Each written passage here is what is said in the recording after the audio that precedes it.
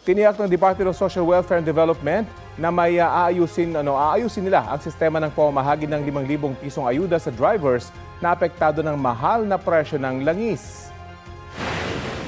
We recognize that we could have done better and we should have done better. And we will do better sa mga payout distribution po natin. Sana mas may maayos na pamamaraan o sistema tayo na sinagawa, like having a queuing system para ma-control din natin yung bilang ng mga drivers na pumunta sa payout site natin.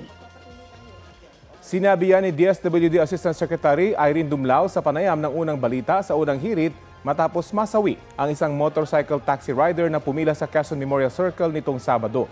Sabi ni Dumlao, hinihintay pa nilang ilabas ang death certificate ng rider para malaman kung ano ang kanyang ikinamatay. Nauna nang nagpaabot ng pakikiramay si Secretary Rex Gatchalian sa pamilya ng nasawing rider. Tutulong daw ang DSWD sa mga gastusin sa ospital, pagpapalibing, transportasyon, gayon din sa pag-aaral ng anak ng rider.